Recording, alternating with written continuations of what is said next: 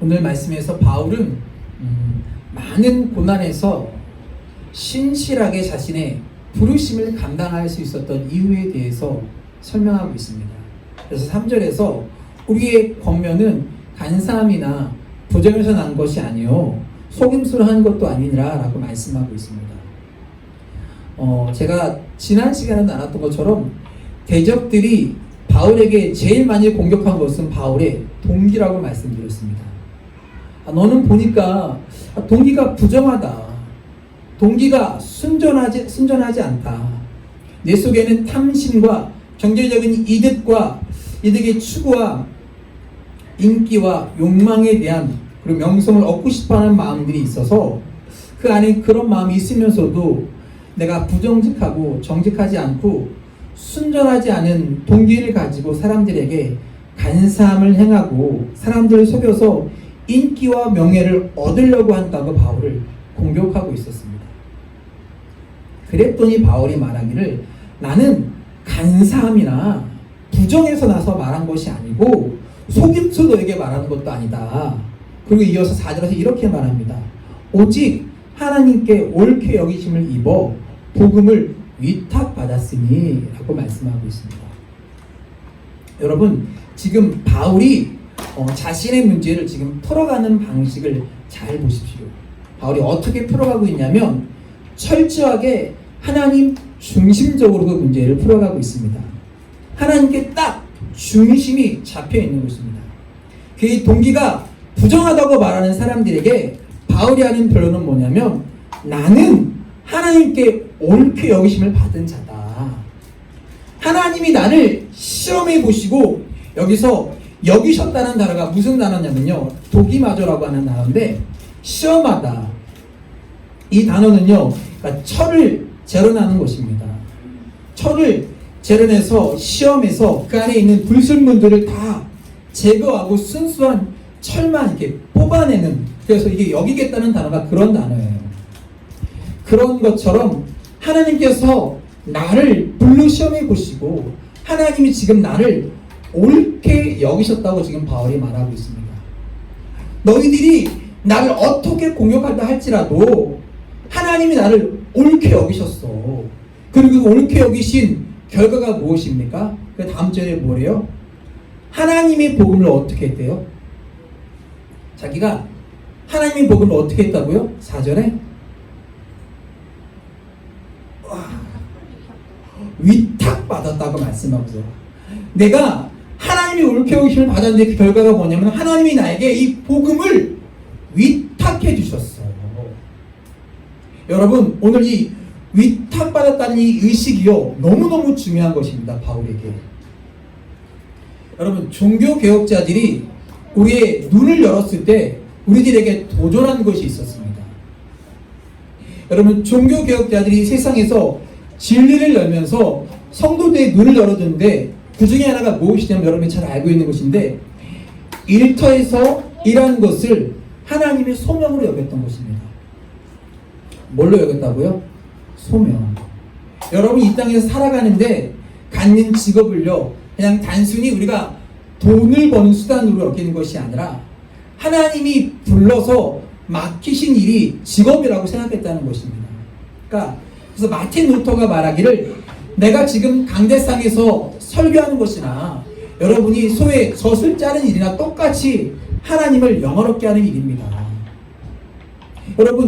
여러분이 아주 치열한 경쟁을 뚫고 혹은 시험을 봐서 어떻게 해서 직장을 얻고 일을 하고 있을지라도요 성경이 우리에게 말하는 것은 뭐냐면 하나님께서 여러분에게 위탁하신 일이라는 거예요.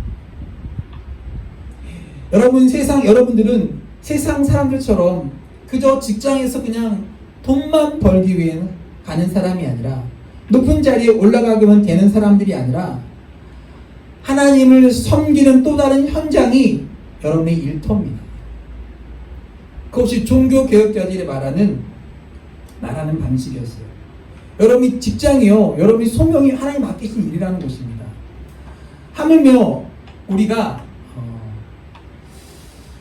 작지만 교회가 연말에 되면요 교회에서 하고자 하는 일을 어떻게 해요?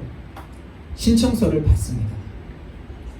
교회가 지금은 작아서 여러분들에게 그 직분 해야 할 일을 맡길 때 여러분들이 그 일을 어떻게 여기셔야 하는 것입니까? 여러분이 지원하지만 하나님께서 그 일을 우리들에게 뭐 한 거예요? 위임하신 거예요. 여러분이 하는 일, 거기서 봉사하는 그 일이 크던 작던 어떤 일이라고요? 하나님이 위임하신 일이에요. 근데 하나님 그 위임하신 일을 나 안 해. 나 시험 받아서 안 해. 나 힘들어서 안 해. 나 누구 때문에 안 해. 하나님이 여러분에게 그 맡기신 일이라니까요. 맡기신 그 일을요, 여러분이 그 자리에서 끝까지 책임을 완수해야 하는 것입니다. 여러분, 여러분에게 주어진 일터조차도 하나님의 부르심에 섬기는 현장이라면 여러분들이 자원해서 그에서 섬기는 이 선교의 자리는요, 하나님께서 위탁하셨다고 하는 것을 여러분 믿으셔야 하는 것입니다. 아멘. 하나님이 여러분에게 위임하신 일이에요.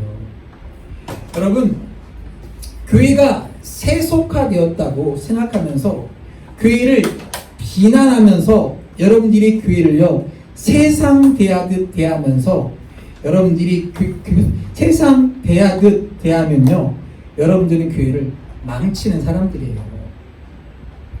하나님께서 나에게 이 일을 맡기신 줄 알고 고난이 오든지 시험이 오든지 수고가 있든지 애씀이 있든지 이런 것들을 감당해내면서 하나님께서 내게 맡기신 줄로 알고 하나님이 맡기신 그 일을요 하나님이 옳게 여겨서 맡기신 줄 알고 감당하기 때문에 바울이요 송사하는 자들, 거듭해서 자기를 송사하는 자들을 이겨내면서 섬김과 봉사의 일을 바울이 해올 수 있었던 것입니다.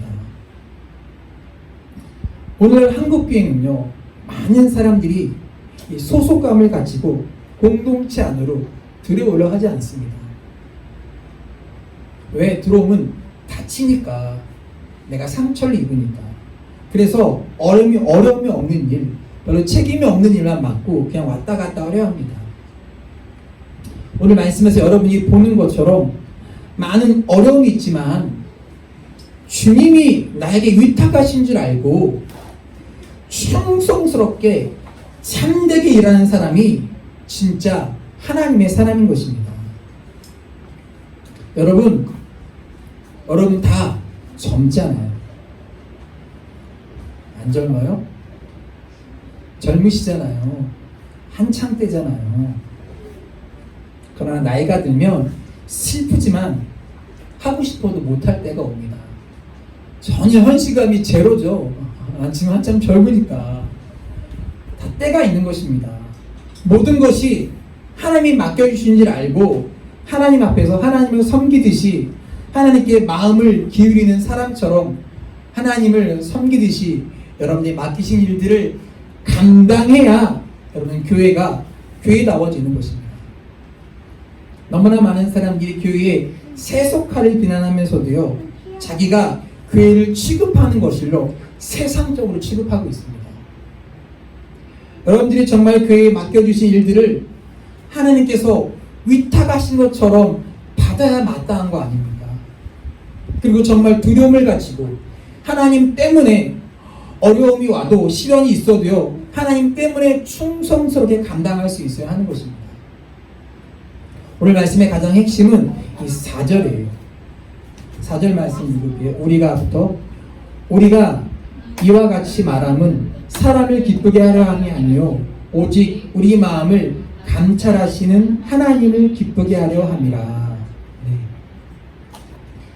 옛날에 군주들은요 교통사정이 좋지 않아서 어떤 일을 말하고 싶을 때 본인이 직접 가지 못하니까 뭘 보내? 사자를 보냅니다. 사자를 파송하죠.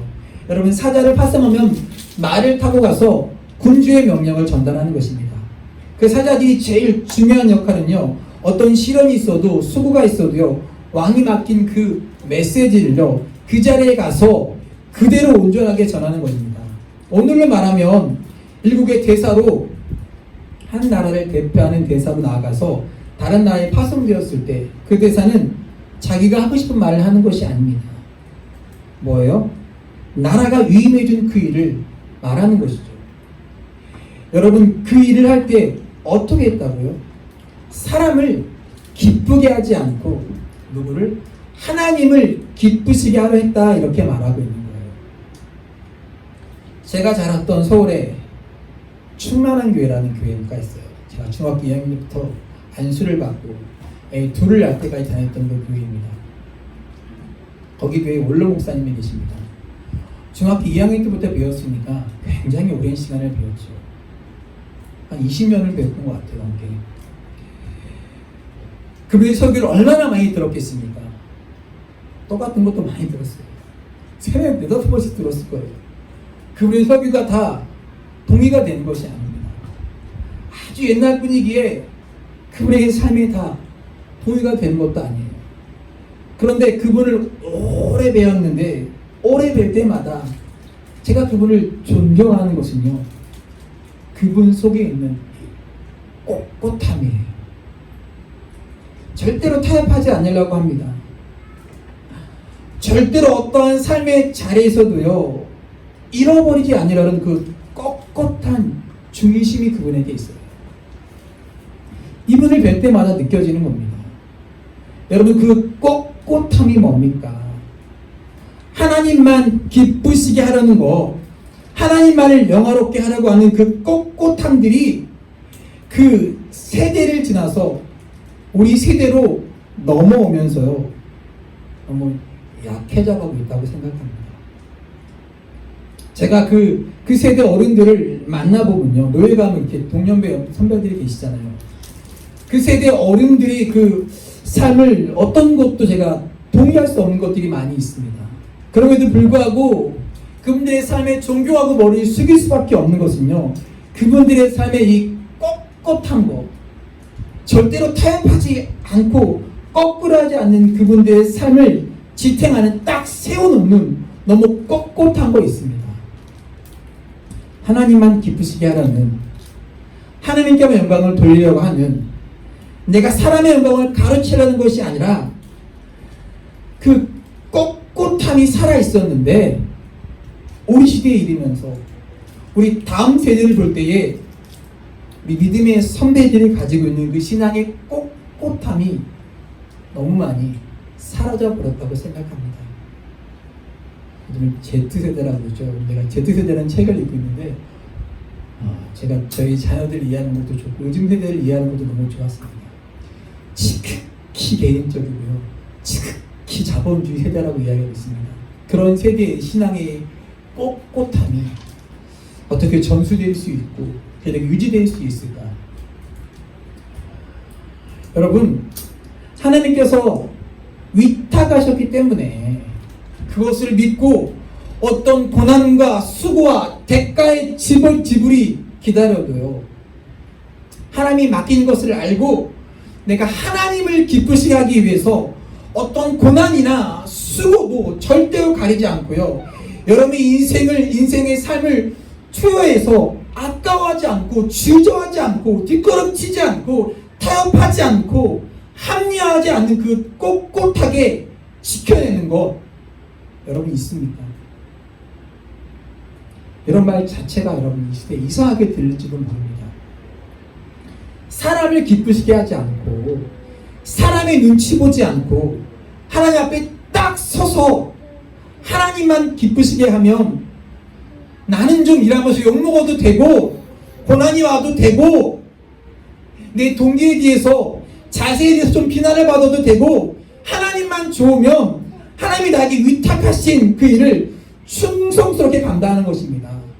이 꼿꼿함, 살아있는 꼿꼿함이 여러분에게 있냐는 것이에요. 참 우리의 시대가 이렇게 풍요하고 부유해서 우리 믿음의 선배에 비해서 여러분 자료도 너무나도 많고요, 설교도 얼마나 넘쳐나는지 몰라요. 그런데 정말 그런 꼿꼿한 아름다움을 우리 시대에서 상실하고 있기 때문에 교회다움, 성도다움을 자꾸 상실해 가고 있는 것은 아닌지, 주를 기쁘시게 하기 위해서 주님만 즐거우시면 어떠한 대가의 지불도 아까워하지 않는 여러분의 삶에서, 우리의 삶에서 잃어버리고 있는 것은 무엇입니까? 우리가 주의 부름을 받아서 하나님을 만났을 때 그 주님의 부르심이 너무 감격적으로 느끼면서 이렇게 향유컵을 깨뜨렸던 그 여인처럼 내 모든 것을 들여서 그분을 섬길 수 있다면 아무것도 아깝지 않다라고 여겼던 그때와 지금 무엇이 달라졌습니까? 그 꼿꼿함, 거칠거칠함, 그 야성 자꾸 잃어버리며 살고 있는 것은 아닌지. 바울이요, 이렇게 분명하게 자기의 삶을 지탱하는 표대를 세워놓고 자기를 변론하면서 이야기합니다. 5절이에요. 보겠습니다. 너희도 알거니와 우리가 아무 때에도 아첨하는 말이나 탐심의 탈을 쓰지 아니한 것을 하나님이 증언하시느니라. 아첨하는 말은 뭐예요? 귀에 듣기에 좋지만 그 진실한 유익과 그를 위한 말이 아니에요. 누굴 위한 말이에요? 나를 위한 말이에요. 바울이 뭐래요? 근데 바울은 나는 아첨하는 말 해본 적 없다는 거예요. 하나님을 기쁘시게 하기 위해서 사람들에게 아첨하는 말, 내 유익을 챙기려고 그런 거 해보지 않았다. 또 뭐래요? 탐심에 탈을 썼다고 얘기하죠. 탈을 씌운 이유가 무엇일까요? 얼굴을 가리기 위해서예요. 탈로 가려서 내 탐심이 드러나지 않게 해본 적이 없다는 것입니다. 맨 얼굴로, 정말 순전한 얼굴로 사람을 대하고 만났다는 것입니다. 그리고 또 뭘 하지 않았다고 얘기합니까? 6절이에요.